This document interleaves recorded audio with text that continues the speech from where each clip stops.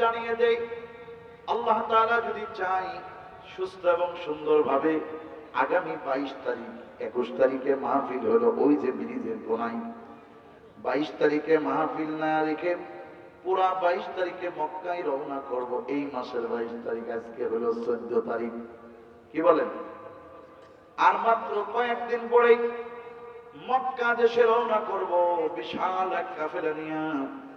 রাসূলুল্লাহ মক্কা শরীফের একদম চার কোনাকে ঘরের পাশে একটা চত্বর আছে, তাওয়াফ করতে হয়, নাম হলো মাতাফ। নবীজি বসা, কাফেরদের মধ্যে থেকে একজন কাফের এসেছে বিশ্ব নবীর কাছে বলতে, মুহাম্মদ তোমার কথা শুনে তো হাসি লাগে। নবী বললেন, কেন? কই তুমি বলছো যারে দেখা যায় না, ছোঁয়া যায় না, ধরা যায় না, এমন রব নাকি সবচেয়ে বড় ক্ষমতাওয়ালা।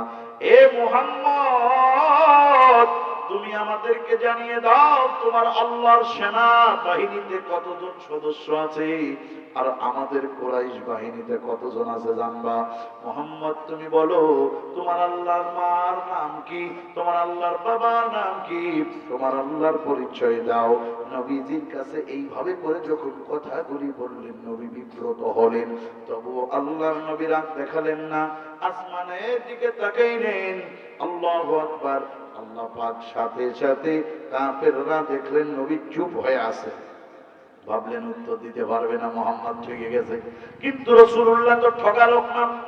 ওই কাফেররা কিছু দূরে যাইতেছে আল্লাহ নবী পড়া শুরু করলেন জোরে জোরে, বিসমিল্লাহির রহমানির রহিম, কুল হুয়াল্লাহু আহাদ, আল্লাহুস সামাদ, লাম ইয়ালিদ ওয়া লাম ইউলাদ ওয়া লাম ইয়াকুল লাহু কুফুয়ান আহাদ। চিল্লাবেন আল্লাহু আকবার।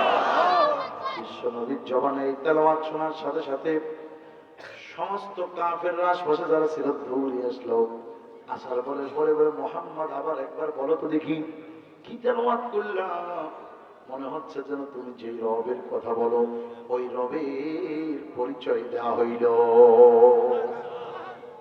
শুরু হয়ে গেল। নবীজি আবার তেলাওয়াত করে পড়ে শোনালেন।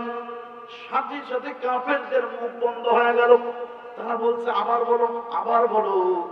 আমরা রাসূলুল্লাহর কাছে জীবন ভর যতদিন আল্লাহর পরিচয় চাইছি, আল্লাহর কসম করে বলি, সূরা ফাতিহা থেকে, বাকারা থেকে, আল ইমরান থেকে, নিসা থেকে এই নাস পর্যন্ত একটি সূরা, সূরা ইখলাস যার আয়াত সংখ্যা 4, সবচেয়ে ছোট সূরার মধ্যে 3টা সূরা, একটা হলো সূরা আসর, আর চারটা সূরা, একটা সূরা আসর, আর একটা সূরা নাসর, আর একটা সূরা কাউসার, আর একটা হলো ইখলাস। এই 4টা সূরার নিচে আর ছোট সূরা নাই। কিন্তু এই সূরাটি ছোট হইতে পারে, সাপ ছোট হইলেও বিষাক্ত অনেক বড়। কথা বলেন ঠিক কিনা? গ্রামগঞ্জের লোকেরা এই সূরাটির নাম রেখেছে বড় কুল। বলেন না কি নাম রাখছে? আমি জিজ্ঞাসা করলাম, মুরব্বী বড় কুল মানে 4 আয়াত যদি বড় কুল হয় 5 আয়াত হবে, তাহলে আর কত বড় কুল? 6 আয়াত থাকলে আর কত বড় কুল হবে? কি কর?